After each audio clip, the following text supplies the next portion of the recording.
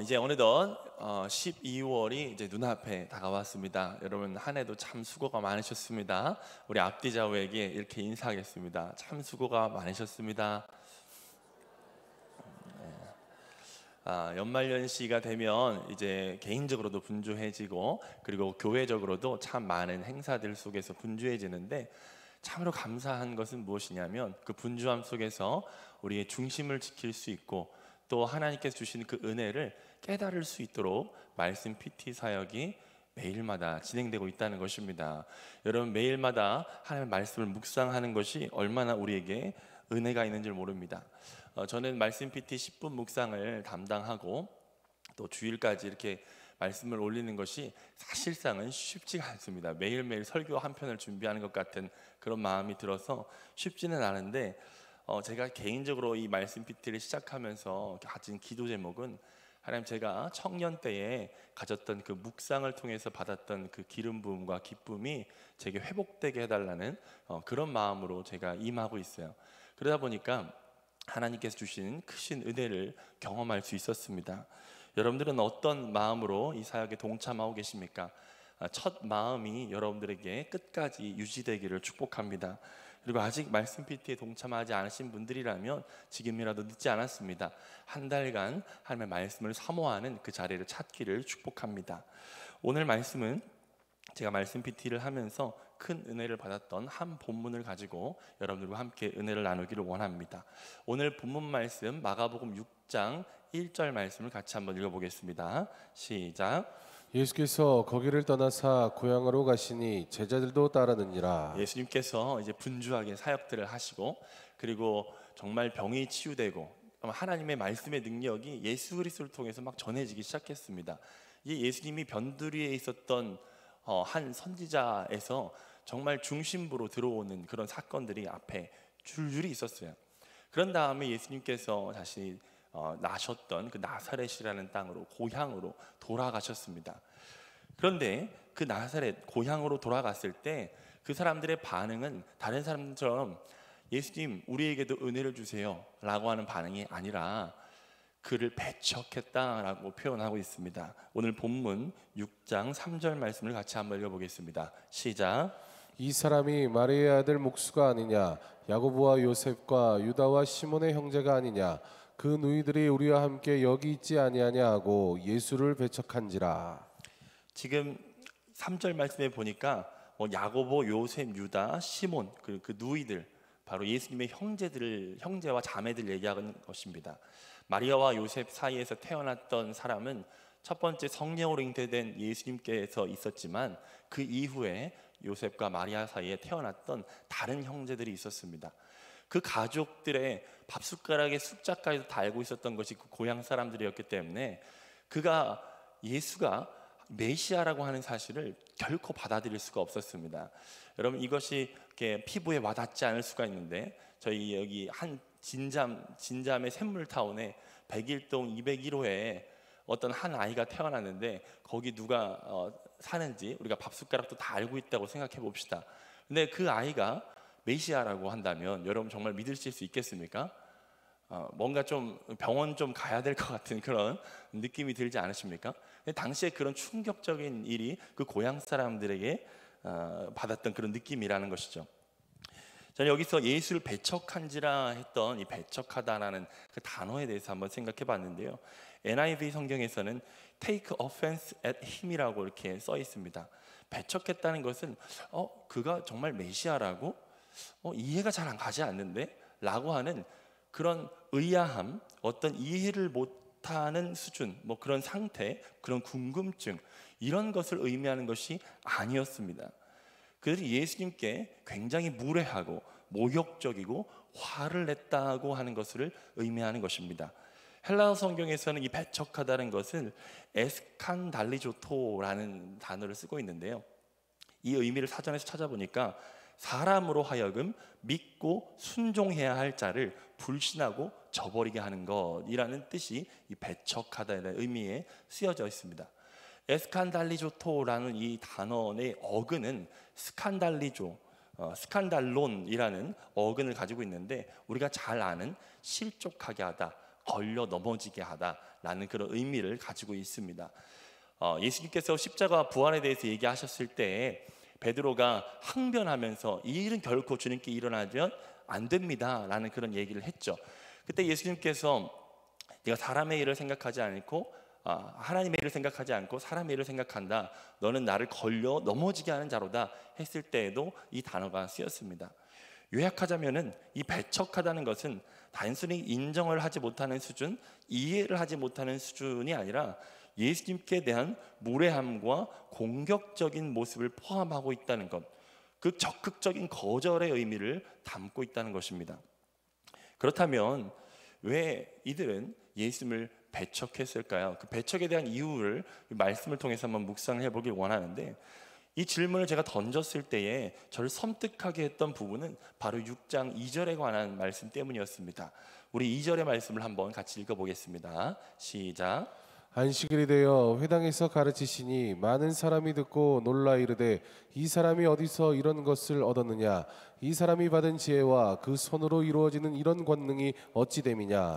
자, 이들이 회당에서 가르치신 예수님의 가르침을 듣고 보였던 첫 번째 반응은 듣고 놀랐다는 것입니다. 와, 이런 대단한 가르침이, 이런 신기한 가르침이 라고 하는 그런 태도를 보였다는 거죠. 그러면서 이 사람이 받은 지혜와 이루어지는 능력이 어찌 됨이냐 라고 이렇게 얘기를 합니다. 그리고 나서 3절 말씀에 바로 배척한지라 이런 말씀이 나오는 거죠. 첫 번째 반응은 듣고 놀랐습니다. 그런데 두 번째 반응은 예수님을 배척했습니다. 저는 이 두 가지 너무나 닮지 않은, 너무나 거리가 있어 보이는 이 동사가, 두 개의 동사가 어떻게 한 무리, 한 사람에게서 동시에 일어날 수 있을까라는 그런 궁금증을 갖게 되었습니다. 그런데 이내 곧 저의 모습과 같다라는 생각을 했습니다. 저는 이제 목회자로서 설교를 하고 내려가면 종종 우리 성도님들께서 목사님 은혜 받았습니다 이렇게 얘기를 하죠. 그런 말씀을 들으면 참 격려가 되고 위로가 됩니다.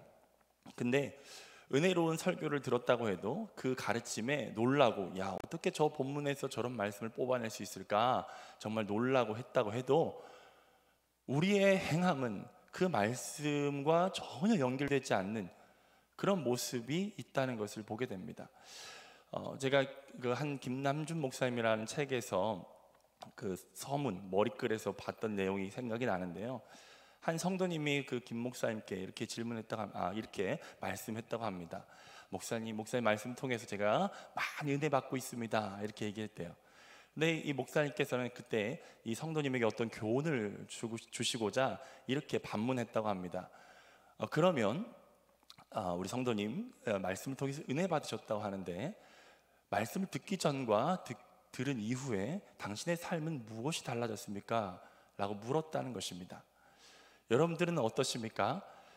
여기 고향 사람들처럼 첫 번째 반응은 은혜 받았습니다 라고 그렇게 반응할 수 있어요. 그런데 그 두 번째 반응은 예수님의 말씀과 전혀 다른 행함, 삶의 열매가 우리 가운데 있을 수 있다는 것입니다. 저는 이 부분을 통해서 그들이 예수님을 배척했던 첫 번째 이유는 이것이라고 생각했습니다. 그들이 말씀을 통해 참된 은혜를 받지 못했기 때문이라는 것입니다. 그들이 말씀을 통해서 참된 은혜를 받지 못했기 때문입니다. 은혜 받은 기분과 은혜를 받은 것은 다릅니다. 은혜를 받은 기분과 은혜를 받은 것은 달라요. 새로운 것을 깨닫고 알지 못했던 것, 지식을 얻을 때 오는 지적인 유의가 있습니다. 이러한 기쁨, 이러한 짜릿함은 마치 새로운 여행지에 가서 새로운 경험을 하는 것과 비슷합니다. 때때로는 그 은혜의 기분이 우리를 눈물 흘리게 할 수도 있습니다. 그러나 은혜 받음의 본질은 그런 감정의 모습이 아닙니다. 은혜 받음의 본질은 우리의 내면에서부터 일어나야 합니다. 우리의 내면에서부터 일어나야 합니다. 진짜 본질은 내면 깊은 곳에 있는 죄를 깨닫고 이 죄 때문에 내가 어찌할 수 없는 그런 사면초가에 정말 영적인 상태에 처해 있구나. 나는 예수가 없으면 절대 살 수 없는 존재입니다. 하나님의 은혜가 없으면 결코 살 수 없는 존재이구나 라는 것을 깨닫는 것이 진짜 은혜의 모습이라는 것입니다.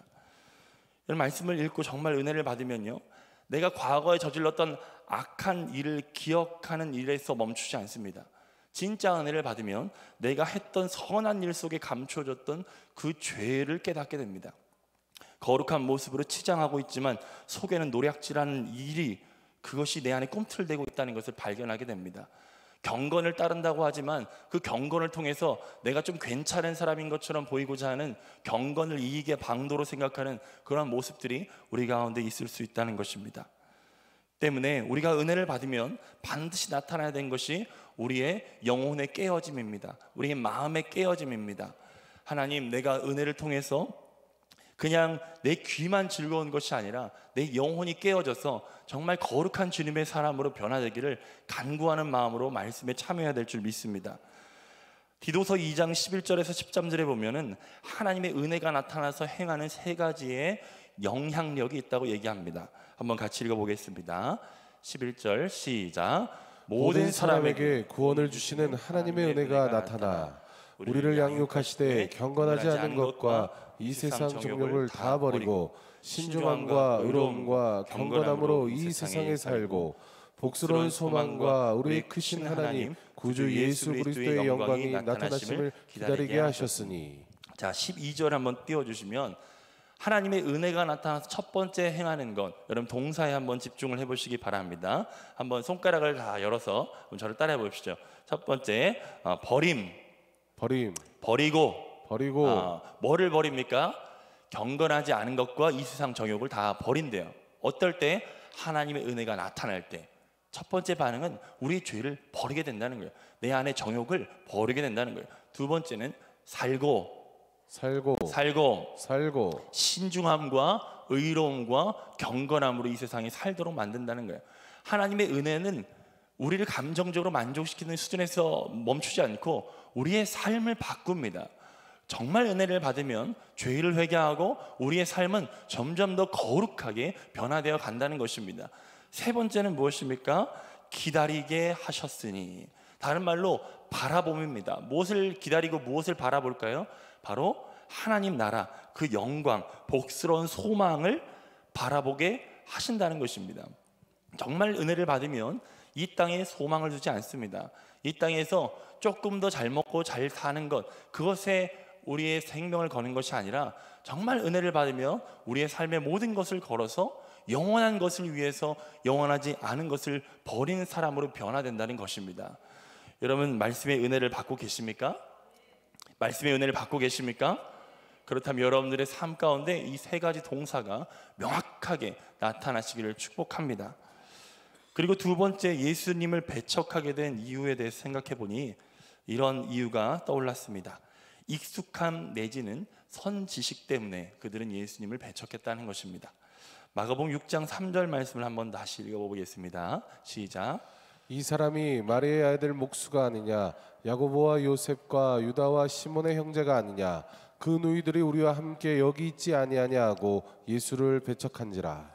그들의 배척의 이유를 보니까 예수님과 그의 가족들에 대한 굉장한 선지식이 있었어요.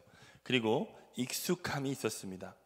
이들은 이렇게 생각할 수 있습니다. 예수, 당신의 가족들을 내가 다 알고 당신 집에 있는 숟가락 개수도 아는데 어떻게 당신이 메시아라고 할 수 있습니까? 나는 도저히 믿어지지가 않습니다 라고 그렇게 얘기하는 것이죠. 그런데요, 우리가 진리를 알고 있지 않습니까? 그들이 알고 있다고 생각하는 것, 그런데 역설적이게도 그들이 너무나 잘 안다고 얘기하는 사람들이 너무나 잘 모르고 있었다는 것입니다. 너무나 역설적이죠. 그들이 알고자 하는 것, 그들이 알고 있다고 생각하는 것, 익숙하다고 생각했던 그 사람들이 사실은 그 생명의 지식에서 가장 멀리 있었다는 것입니다. 여러분, 교회를 오래 다니다 보면 들었던 말씀을 또 들을 때가 있죠. 그리고 저도 사복음서를 묵상하다 보면 들었던 말씀이 굉장히 많이 있습니다. 그런데 그 말씀을 읽을 때에 익숙함으로 어설픈 선지식으로 그 말씀을 대한다면 그 안에 생명의 말씀, 그 진리의 말씀을 내가 안다고 얘기했지만 그 진리의 말씀과 가장 멀리 있는 사람일 수 있다는 것을 우리는 기억해야 합니다. 그러면 어떻게 해야 될까요? 우리는 때때로 신앙생활에 대해서 굉장히 익숙한 문화 속에 있어요. 우리가 얘기하는 것도 들어오면은 저 사람 참 교회 다닐 것 같다 이런 마음이 들 정도로 우리의 용어도, 우리의 행동이나 이런 것들도 굉장히 친숙하게 기독교 친숙한 문화를 가지고 있습니다. 제가 한번 이제 아내의 그 심부름을 위해서 육아용품을 구하러 당근 마켓이라고 해서 이제 중고 물품을 이제 구하러 갔는데, 이제 제가 이제 근무하다가 짬을 내 가지고 잠깐 갔다가 물건을 이렇게 받아왔거든요. 근데 돌아오는 길에 이제 그분이 이제 감사하다고 이렇게 카톡을 했는데, 혹시 목사님 아니세요? 이렇게 저는 목사님 명찰도 안 붙여 있고 그냥 양복만 입고 갔을 뿐인데, 혹시 목사님 아니세요? 이렇게 오는 거 보면서 참 우리는 빼도 박도 못하겠구나 이런 생각을 하게 됐습니다. 여러분들 어떻습니까? 우리가 가지고 있는 굉장히 기독교 친숙한 문화들과 용어들을 우리는 많이 쓰고 있습니다. 그런데 이러한 우리의 익숙한 문화 속에서 하나님을 잘 알고 있다고 생각하는 우리의 상태가 하나님과는 굉장히 멀리 있을 수 있다는 것을 우리는 잊지 말아야 됩니다. 신앙 고백이 있어서도 우리는 너무나 익숙하지만, 신앙 고백을 익숙하게 주기도문, 사도신경 익숙하게 하는 사람들이 예수님과의 어떠한 인격적인 관계도 맺지 못하고 있는 사람들이 있을 수 있다는 점을 보면서 저는 참 두렵고 떨린다는 생각을 하게 됐습니다. 그럼 우리는 어떻게 해야 될까요? 여러분들에게 이것을 권해드리고 싶습니다. 성경을 낯설게 보시라는 것입니다. 낯설게 보시라는 거예요. 우리가 하나님의 말씀을, 은혜를 받는 데 있어서 우리의 어설픈 선지식과 익숙함은 은혜를 받지 못하게 하는 장애물이 됩니다. 저는 지난 말씀 PT 영상에 간증자들이 이렇게 얘기를 하시는데, 되게 정말 놀랍게 들었던 것이 뭐냐, 항상 읽었던 말씀인데 눈으로만 그냥 읽다가 소리내서 읽기 시작하니까 예전에 알지 못했던 것들이 깨닫기 시작한다는 그런 집사님의 간증을 들었습니다. 또 묵상이라는 것이 좋은 이유가 무엇입니까? 묵상을 하면 아는 말씀도 다시 한번 곱씹어보고 자꾸 써보게 되고 생각해보게 되고 하기 때문에 우리에게 큰 은혜, 다른 은혜, 우리가 생각하지 못했던 깨달음을 주신다는 것입니다. 여러분들 말씀을 읽을 때에, 설교를 들을 때에 여러분 어떤 태도로 들으십니까? 오늘 내가 아는 말씀이네, 내가 익숙한 본문이네 라고 하면서 듣는다면 우리에게 은혜는 아주 멀리에 있을 것입니다. 저는 이 익숙함에 대해서 한번 인터넷에 찾아보다가 이 어린 왕자라고 하는 책에 이러한 문장이 있는 것을 이제 보았는데 참 신선하다 이렇게 생각을 했습니다. 이런 문장이었습니다. 익숙함에 속아 소중함을 잃지 말자는 것입니다. 익숙함에 속아 소중함을 잃지 말자. 여러분, 우리 이 강단에 선포되는 말씀, 그리고 여러분들이 너무나 익숙하게 들고 다니는 이 성경, 이것에는 정말 소중한 진리, 보화가 담겨져 있습니다. 그런데 우리가 익숙함에 속아서 소중함을 잃어버리면 안 되지 않겠습니까? 여러분들 항상 말씀을 대할 때 나 이거 알아 라고 하는 태도보다, 하나님 오늘도 은혜 없이는, 주님 없이는 살 수 없는 자입니다 라는 겸손한 태도가 우리를 새롭게 할 줄 믿습니다. 배척함에 대한 것은 그것으로 끝나는 것이 아니라 배척함에 대한 분명한 결과가 있었다는 것을 기억하시기 바랍니다. 5절 말씀을 같이 읽겠습니다. 시작. 거기서는 아무 권능도 행하실 수 없어 다만 소수의 병자에게 안수하여 고치실 뿐이었고. 배척함에 대한 분명한 결과는 그들에게 아무런 권능도 행하지 않으셨다는 것입니다. 하나님의 말씀을 믿음으로 받는 자에게는 하나님의 역사가 일어나지만, 겸손하게 받는 자에게는 은혜가 임하지만, 배척한 사람들에게는 하나님의 어떤 권능도 나타나지 않습니다. 그런데 여기에서 우리가 주목해야 될 한 부류의 사람들이 있습니다. 소수의 병자들입니다. 소수의 병자들. 그 소수의 병자들은 그렇게 영적으로 침체되어 있었던 그런 분위기 속에서도 하나님의 은혜를 받았던 사람들입니다. 이런 말씀 PT에 참여하는, 제 클래스에 참여하는 사람들만 한 300여 명이 넘습니다. 근데 이 가운데는 익숙한 말씀이라고 해서 예수님을 은연중에 배척하는 사람들도 있었을 것이고, 또 은연중에 어떤 사람들은 소수의 병자와 같은 마음으로 말씀의 은혜를 받고 있는 사람들이 저는 있다고 생각합니다. 우리 한밭제일 교회에서도요, 익숙함에 빠져서 하나님의 은혜를 받지 못하는 사람들이 있는 반면에 소수의 병자와 같이 매일 매주 하나님의 은혜 없이는 저는 살 수 없습니다 라고 하는 그런 태도로 나오는 이들이 있다고 생각합니다. 여러분들은 어디 자리에 서기를 원하십니까? 하나님의 은혜 없으면, 하나님께서 나에게 말씀해 주시지 않으면 나는 살 수 없습니다 라고 하는 그런 병자와 같은, 소수의 사람들과 같은 그런 마음이 여러분들 가운데 있기를 축복합니다. 잠언 3장 34절 말씀을 결론의 말씀으로 함께 나누겠습니다. 같이 읽겠습니다. 시작. 진실로 그는 거만한 자를 비웃으시며 겸손한 자에게 은혜를 베푸시나니. 아멘. 여러분, 겸손한 자리에 서셔서 하나님의 은혜를 다 누리시길 축복합니다. 우리 기도 제목 함께 읽도록 하겠습니다. 같이 읽습니다. 시작. 주여, 말씀을 통해 참된 은혜를 받기를 원합니다. 은혜 받는 기분보다 더 본질적인 은혜를 사모합니다. 하나님의 은혜로 버리고 따르고 바라보는 대로 나아가게 하여 주옵소서. 익숙함에 속아 소중함을 놓치지 않게 도와주소서. 매일 하는 말씀 PT, 매주 드리는 예배에 임하는 우리의 태도를 고치기를 원합니다. 소수의 병자와 같은 마음으로 주의 은혜를 사모하고 갈망하는 우리가 되게, 우리 같이 이 기도 제목 놓고 1분간 말씀을 붙들고 함께 간절하게 기도하기를 원합니다. 같이 기도합니다.